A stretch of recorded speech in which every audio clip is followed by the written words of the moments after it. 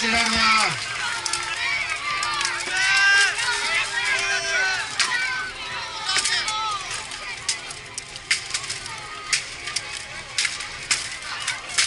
Je vidět, že ty novohůžky pracují.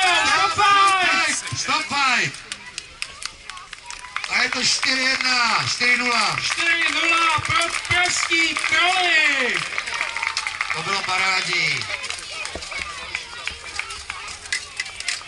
Krolové střídají. Náš kapitán tou dvouruční sekerou posekal snad celý strom na malý špalky. Tak takhle se vyhrála.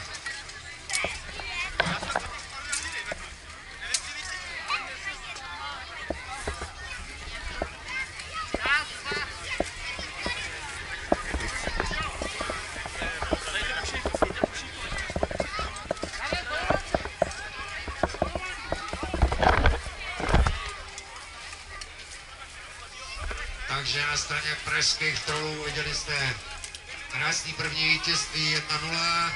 Všechny čeká. Vrátka se zavírají, slezani jsou v plném počtu. Ale Slezsko to určitě nedá zadarmo, to druhý kolo, dají do toho všechno, taky fanděte. Samozřejmě jsou to taky reprezentanti České republiky. Tak jdeme na to! Hej, hej!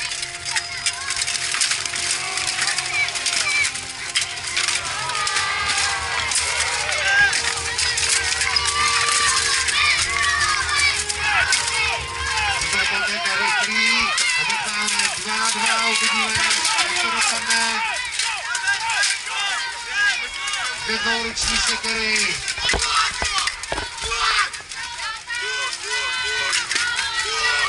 A to byl krásný strajk. Tak to byla paráda od Pidela.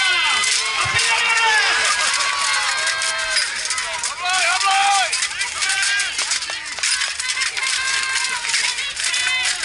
Vidíte, že to není vůbec nesmírovaný.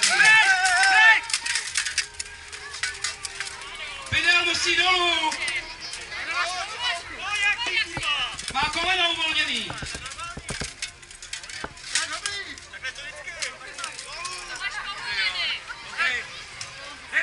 Tak nemusí dolů a bojuje dál. Tak jdeme na to, je to pořád 2-1.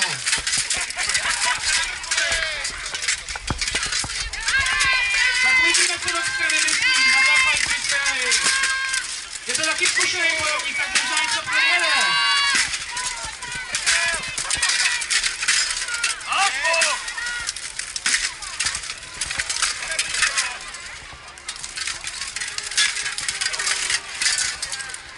Samozřejmě se taky může stát, říkáme tomu friendly fire, jak tam posílá tou dvouruční sekerou.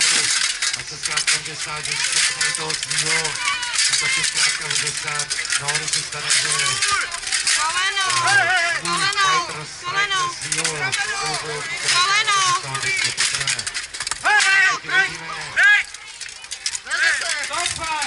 A teď už je to ale utržený, že jo? Tak si sedni. A je to na úhru. Hej, Dukaň! Dva kapitáni proti sobě.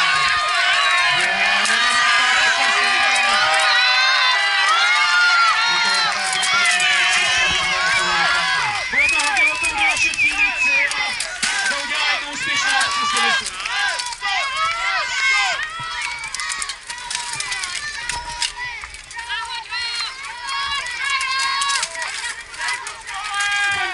Slezsku nebo Praze!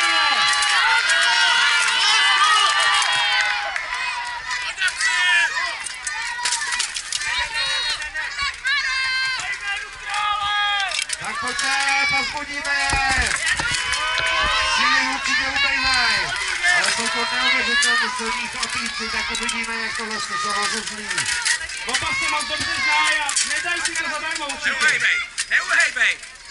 Neuhejbej! Samozřejmě to Maršal teď právě mrtvola, která leží na zemi, se nesmí hnout. To znamená, nesmí se plazit směrem k účastníkům boje, anebo od ní. Je to těžký, že mám svého kamaráda a leží na zemi, tak mu prostě chce pomoct, no.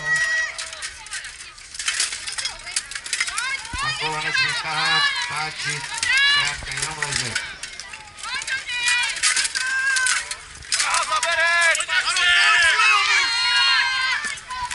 že to je velice vyčerpávající toto. Ale už je hodně dlouhý, hodně dlouhý.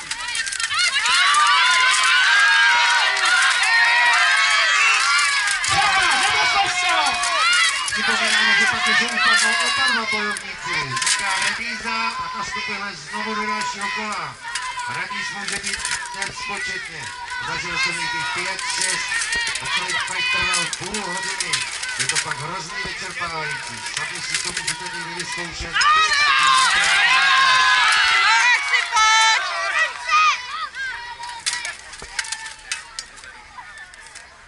Teď si tam něco povídají. Paní Douška. Dneska tady večer dáme něco pití o tom. Našu ženu. Chlapi, pojďte sem! Pojďte na prostředek! Pojďte na prostředek! To je na prostředek, no. Oba by se asi rádi váleli po šrankách, ale našáli písně. Pojď! Ale oni tam jsou, já jsem na to, že takový jsou zase najedli.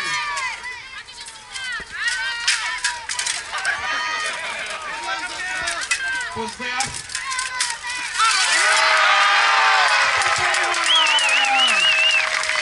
Tak to byl kapitánský zásah.